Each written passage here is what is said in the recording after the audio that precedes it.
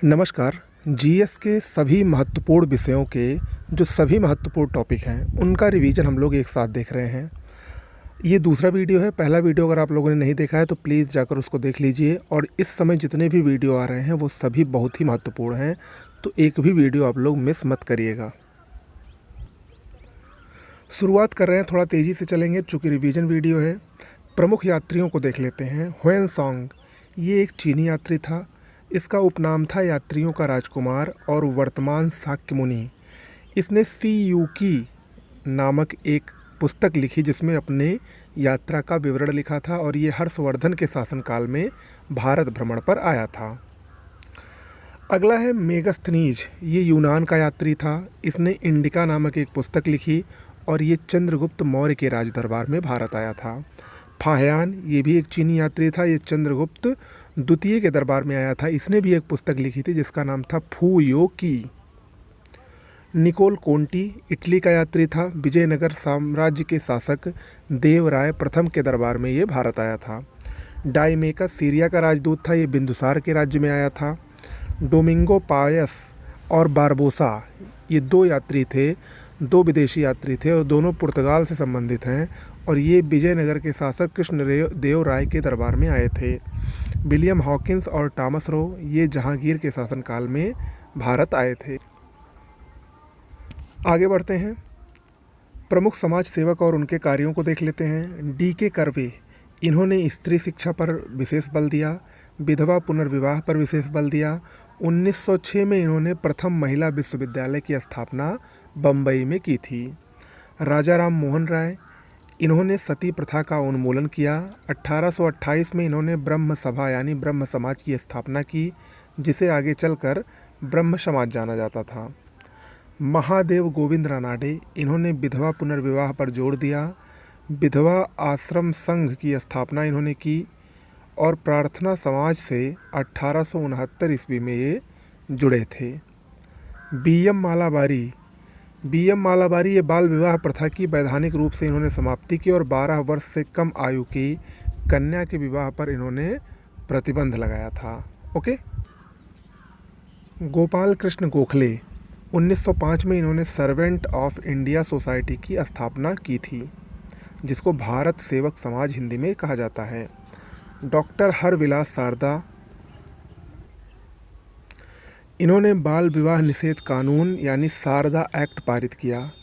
Sharda act बहुत ही महत्वपूर्ण है, इन्होंने ही पारित किया था, जिसके अंतर्गत क्या हुआ कि लड़कियों की विवाह की न्यूनतम आयु 14 वर्ष और लड़कों के 18 वर्ष निर्धारित कर दी गई। स्वामी विवेकानंद ये नव हिंदूवाद के सर्वश्रेष्ठ प्रतिनिधि थे। 1893 में शिकागो में आयोजित वर्ल्ड पार्लियामेंट ऑफ रिलीजन में इन्होंने भाग लिया। ज्ञान योग, कर्म योग और राजयोग ये तीनों इन्हीं के द्वारा लिखी गई पुस्तकें हैं। 1897 में इन्होंने रामकृष्ण मिशन की स्थापना की। आगे बढ़ते हैं। सिक्कों पर टकसाल का नाम लिखवाने की परंपरा तथा दिल्ली को सल्तनत की राजधानी के रूप में स्थापित करने वाला सुल्तान कौन था? इल्तुतमिश। रक्त और लौह की नीति किसके द्वारा अपनाई गई? गयासुद्दीन बलबन के द्वारा। गढ़ मुक्तेश्वर की मस्जिद की दीवारों पर उत्कीर्ण शिलालेख पर स्वयं को किसने खलीफा का सहायक कहा? बलबन ने। घरी या गृह कर, सार्वजनिक वितरण प्रणाली और मूल्य नियंत्रण पद्धति को लागू करने वाला सुल्तान कौन था? अलाउद्दीन खिलजी था। युद्ध जिसमें भारत में मुस्लिम शक्ति की स्थापना हुई? तराइन का द्वितीय युद्ध। नियामत एक खुदाई के सिद्धांत का प्रतिपादन। फारसी त्यौहार नवरोज को आरंभ करवाना। सिजदा व पैबोस की प्रथा आरंभ करवाना जैसे कार्य किसने किए? बलबन ने किए। हिंदी खड़ी बोली का जनक, तबला व सितार का प्रचलन करवाने वाले तूते ए हिंद और अमीर खुसरो, तूते ए हिंद कहा जाता था इनको, अमीर खुसरो को, ये किसके दरबारी कवि रहे? ये अलाउद्दीन खिलजी के दरबारी कवि थे। हालांकि इन्होंने बहुत सारे। आगे बढ़ते हैं। कुछ प्रमुख रेल की कोच फैक्ट्री कपूरथला में स्थित है। व्हील और एक्सल संयंत्र बेंगलुरु में स्थित है। डीजल लोकोमोटिव वर्क्स ये मडुआडीह वाराणसी में स्थित है। इंटीग्रल कोच फैक्ट्री पेरम्बूर में स्थित है। ड्राकेंसबर्ग पर्वत दक्षिण अफ्रीका में स्थित है। एटलस पर्वत मोरक्को, अल्जीरिया और ट्यूनीशिया में विस्तारित है। ब्लैक पर्वत ये नॉर्थ कैरोलिना और अमेरिका में स्थित है, मोस्ट इम्पॉर्टेंट है ये। रिक्टर स्केल ये भूकंप की तीव्रता का मापन करता है। शैतान का गोल्फ कोर्स या डेथ वैली ये कहाँ पर स्थित है, अमेरिका में स्थित है, मृत घाटी जिसको कहा जाता है। अंधी घाटियाँ ये कार्स्ट प्रदेश में हैं। थार ये संसार का सर्वाधिक जनसंख्या वाला मरुस्थल है, भारत और पाकिस्तान दोनों में ये फैला है। दस्त ए लुट ये विश्व का सबसे गर्म रेगिस्तान माना जाता है, ईरान में स्थित है। शीतोष्ण कटिबंधीय मरुस्थल कौन है, पेंटागोनिया मरुस्थल, ये शीतोष्ण कटिबंधीय मरुस्थल माना जाता है। कहाँ पर स्थित है, कमेंट बॉक्स में लिखकर बताइए। तकला मकान मरुस्थल चीन में स्थित है। सोनोरन मरुस्थल अमेरिका में स्थित है। कराकुम मरुस्थल तुर्कमेनिस्तान में स्थित है। और कालाहारी मरुस्थल बोत्सवाना, नामीबिया और दक्षिण अफ्रीका में विस्तारित है। विटामिन और उनके नाम जान लीजिए, मोस्ट इम्पॉर्टेंट है ये। विटामिन सी इसका रासायनिक नाम एस्कॉर्बिक एसिड है और इसकी कमी से स्कर्वी नामक रोग होता है। विटामिन डी इसका रासायनिक नाम कैल्सीफेरॉल है, इसकी कमी से बच्चों में रिकेट्स और वयस्कों में ऑस्टियोमलेशिया नामक रोग होता है। विटामिन ए का रासायनिक नाम रेटिनॉल है और इसकी कमी से रतौंधी रोग होता है, जो हमको रात में कम दिखाई पड़ता है। सबसे ज़्यादा इम्पॉर्टेंट विटामिन बी के जो तमाम विटामिन हैं वो देख लीजिए। विटामिन B12 ये इसको साइनोकोबालमिन कहा जाता है, नाम से ही पता है इसमें कोबाल्ट पाया जाता है और इसकी कमी से एनीमिया रोग यानी रुधिर छीड़ता रोग होता है। विटामिन B1 को थायमीन कहा जाता है, इसकी कमी से बेरी नामक रोग होता है। विटामिन के देख लीजिए, विटामिन के को फिलोक्विनोन कहा जाता है, इसकी कमी से रुधिर का थक्का ना बनने वाली बीमारी होती है। विटामिन ई इसको ब्यूटी विटामिन भी कहा जाता है, टोकोफेराल इसका रासायनिक नाम है, इसकी कमी से जनन शक्ति में कमी आती है। विटामिन B2 इसको राइबोफ्लेविन कहा जाता है, इसकी कमी से किलोसिस नामक रोग होता है जिसमें होंठ फटते हैं। विटामिन B6 इसको पायरिडॉक्सिन कहा जाता है, इसकी कमी से चर्म रोग होता है। एक और विटामिन है वो यहाँ पर मेंशन नहीं है, विटामिन B7 जिसका रासायनिक नाम बायोटिन है और इसकी कमी से बालों का झड़ना प्रारंभ हो जाता है। ओके, आगे बढ़ते हैं, कुछ प्रमुख शासक और उनके कार्यों को देखते हैं। गोपाल ये पाल वंश का शासक था, बौद्ध धर्म का अनुयायी था, पाल वंश का संस्थापक भी था, इसने ओदंतपुरी विश्वविद्यालय की स्थापना की थी। कृष्णदेव राय इसने नागलापुर नगर की स्थापना की और हजारा और विट्ठल स्वामी नामक मंदिर का निर्माण करवाया था। अगला है धर्मपाल, ये पाल वंश का सबसे महान शासक था, विक्रमशिला विहार की इसने स्थापना करवाई थी। दंतिदुर्ग उज्जैनी में हिरण्यगर्भ नामक धार्मिक यज्ञ इसने कराया था और राष्ट्रकूट वंश की इसने स्थापना की थी, जिसकी राजधानी क्या थी, मान्यखेत थी। मोस्ट इम्पॉर्टेंट है ये दंतिदुर्ग। ओके, आगे बढ़ते हैं। हर्ष पुलकेशिन द्वितीय के साथ नर्मदा नदी के तट पर इसका युद्ध हुआ था, जिसमें हर्ष पराजित हुआ था। प्रयाग में प्रति 5वें वर्ष एक समारोह का आयोजन इसके द्वारा किया जाता था, जिसे महामोक्ष परिषद भी कहा जाता था। राजेंद्र प्रथम कौन था, ये इसने चोल गंगम नामक कृत्रिम झील का निर्माण कराया था। इसने बंगाल की खाड़ी को चोल झील में बदल दिया था, याद रखिएगा। गंगई कोंड चोलपुरम नामक राजधानी का इसने निर्माण भी कराया था। रुद्रदामन प्रथम शक वंश से संबंधित था, गिरनार के निकट सुदर्शन झील की मरम्मत इसी ने करवाई थी और इससे संबंधित एक बहुत ही महत्वपूर्ण शिलालेख है जिसको जूनागढ़ अभिलेख कहा जाता है। विशुद्ध संस्कृत में लिखा गया वो पहला अभिलेख है। किससे संबंधित है, रुद्रदामन प्रथम से संबंधित है। कनिष्क इसका राज्यारोहण 78 ईस्वी में हुआ था और उसी दिन से भारत में शक संवत प्रारंभ होता है। वर्तमान में भारत सरकार द्वारा उपयोग में इसी शक संवत को लाया जाता है। कनिष्क के सारनाथ बौद्ध अभिलेख की तिथि 81 ईस्वी है, याद रखिएगा।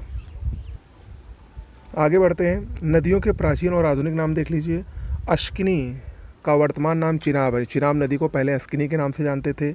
रावी को परशुड़ी कहा जाता है, झेलम को वितस्ता कहा जाता था, गंडक को शदानीरा कहा जाता था, ये वैदिक काल की बात है। कुर्रम नदी को कुर्मू के नाम से जाना जाता था, शतलज को शतुद्री के नाम से जाना जाता था, व्यास को विपाशा और सरस्वती नदी को घग्गर नदी के नाम से प्राचीन काल में वैदिक काल में जाना जाता था। प्रकाश की विशेषताएं देख लीजिए, प्रकाश बहुत ही महत्वपूर्ण है। इसकी पहली विशेषता है प्रकीर्णन, और प्रकीर्णन से क्या क्या होता है, जो हमको सूर्यास्त और सूर्योदय के समय सूर्य का लाल रंग दिखता है वो प्रकीर्णन के कारण ही होता है। आकाश का नीला रंग भी प्रकीर्णन के कारण होता है और ट्रैफिक सिग्नल का जो लाल रंग होता है वो भी प्रकीर्णन के कारण ही होता है। अपवर्तन की देख लीजिए क्या क्या प्रयोग हैं। जब हमको वास्तविक सूर्योदय से कुछ मिनट पहले ही जो सूर्य हमको दिखाई पड़ने लगता है, उसकी चमक दिखने लगती है, वो अपवर्तन के कारण ही होता है। इसके अलावा क्षितिज के समीप सूर्य और चंद्रमा का दीर्घवृत्ताकार दिखाई देना भी अपवर्तन का ही कारण होता है। पूर्ण आंतरिक परावर्तन के उदाहरण देख लीजिए। मृग मरीचिका का बनना, कटे हुए हीरे की जगमगाहट या कटे हुए हीरे का चमकना, ऑप्टिकल फाइबर और एंडोस्कोप द्वारा मरीज का निरीक्षण, ये सभी पूर्ण आंतरिक परावर्तन की घटनाएं हैं।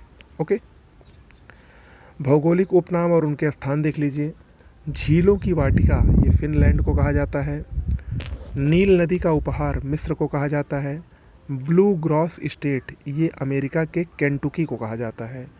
पर्ल ऑफ साइबेरिया रूस की बैकाल झील को कहा जाता है। प्रातःकालीन शांत स्थल, ये कोरिया को कहा जाता है। पूर्व का मैनचेस्टर जापान के ओसाका को कहते हैं। स्वर्ण द्वार का नगर सैन फ्रांसिस्को को कहा जाता है। सूर्योदय का देश जापान को कहा जाता है। पश्चिम का द्वार इस्तांबुल को कहा जाता है। ओके, कुछ अभिलेख देख लीजिए और उनसे संबंधित शासक, मोस्ट इम्पॉर्टेंट है ये। मेहरौली लौह स्तंभ लेख, ये चंद्रगुप्त द्वितीय विक्रमादित्य से संबंधित है। अभी मैंने आपको बताया था जूनागढ़ अभिलेख, जिसको गिरनार अभिलेख भी कहा जाता है, रुद्रदामन से संबंधित है। सुदर्शन झील के बाद के पुनर्निर्माण का इसमें विवरण है और ये अशोक का अभिलेख और स्कंदगुप्त का भी लेख इसमें वर्णित है। प्रयाग स्तंभ लेख समुद्रगुप्त से संबंधित है। हाथी गुम्फा अभिलेख खारवेल से संबंधित है। एहोल अभिलेख पुलकेशिन द्वितीय से संबंधित है और इसी एहोल अभिलेख से पता चलता है कि पुलकेशिन द्वितीय ने हर्षवर्धन को नर्मदा नदी के तट पर हराया था। दिल्ली टोपरा अभिलेख, ये अशोक का अभिलेख है, इसको फिरोज शाह तुगलक द्वारा दिल्ली लाया गया था। दिल्ली मेरठ अभिलेख, ये भी अशोक का अभिलेख है, इसको भी फिरोज शाह तुगलक ने ही मेरठ से दिल्ली लेकर आया था। आगे बढ़ते हैं। रुम्मनदेई स्तंभ अभिलेख अशोक का अभिलेख है, इसको आर्थिक अभिलेख भी कहा जाता है क्योंकि इसमें मौर्यकालीन अर्थव्यवस्था के बारे में जानकारी मिलती है। मंदसौर अभिलेख, ये यशोवर्मन से संबंधित अभिलेख है। प्रमुख नगर और उनके संस्थापक देख लीजिए। जौनपुर की स्थापना फिरोज शाह तुगलक ने की थी। आगरा की स्थापना सिकंदर लोदी ने की थी। फतेहपुर सीकरी की स्थापना अकबर ने की थी। तुगलकाबाद की स्थापना गयासुद्दीन तुगलक ने की थी। शाहजहानाबाद, जो कि दिल्ली में है, उसकी स्थापना शाहजहां ने की थी। पाटिलपुत्र की स्थापना उदयन ने की थी। शासक और उनके निर्माण कार्य देख लीजिए, ये भी इम्पोर्टेंट है। दिल्ली का लाल किला शाहजहां ने बनवाया था। आगरा का किला अकबर ने बनवाया था। इलाहाबाद का किला अकबर ने बनवाया था। लाहौर का किला भी अकबर ने बनवाया था। दिल्ली का पुराना किला शेरशाह सूरी ने बनाया था। दिल्ली की जामा मस्जिद शाहजहां ने बनवाई थी। 2.5 दिन का झोपड़ा, जो कि अजमेर में स्थित है, इसको कुतुबुद्दीन ऐबक ने बनाया था और ये एक मस्जिद है, याद रखिएगा। कुतुब मीनार की नींव भी कुतुबुद्दीन ऐबक ने डलवाई थी। आगे चलकर उसको इल्तुतमिश, फिरोज शाह तुगलक आदि ने पूरा किया था। प्रमुख तत्व और उनके यौगिक और प्रमुख कार्य देख लीजिए। भारी जल, जिसको D2O कहा जाता है, ये परमाणु ऊर्जा संयंत्र में मंदक और शीतलक दोनों के रूप में इसको प्रयुक्त किया जाता है। द्रव अमोनिया, प्रशीतन में इसका प्रयोग होता है। ग्रेफाइट, नाभिकीय रिएक्टरों में मंदक के रूप में इसका प्रयोग होता है। ब्रोमीन को पीड़ाहारी के रूप में प्रयोग किया जाता है। एथिलीन, कच्चे फलों को पकाने में इसका उपयोग होता है। नदियाँ देख लीजिए और उन पर निर्मित बांध कौन कौन से हैं। इसमें पहला बांध है ग्रैंड कुली बांध, ये कोलंबिया नदी पर है, मोस्ट इम्पॉर्टेंट है। इतेपू बांध पराना नदी पर है। नूरेक बांध बक्स नदी पर है। अस्वान बांध नील या मिस्र नदी पर है। जांग मऊ बांध, जो कि चीन में स्थित है, ब्रह्मपुत्र में नदी पर है। काहोरा बांध या काबोरा बांध जाम्बेजी नदी पर है। इसके अलावा बांशा और करीबा बांध भी जाम्बेजी नदी पर है, तीनों, जिसमें करीबा बांध अक्सर पूछता है। हूबर बांध ये कोलोराडो नदी पर है, जो कि एरिजोना व नेवादा की सीमा बनाती है। कोलोराडो नदी कहाँ पर स्थित है? अमेरिका में स्थित है। विभिन्न सूक्ष्मधारी देख लीजिए और उनके प्रयोग या प्रभाव देख लीजिए। सैक्रोमाइसीज सेरेविशी, इससे एथेनॉल का व्यावसायिक उत्पादन होता है।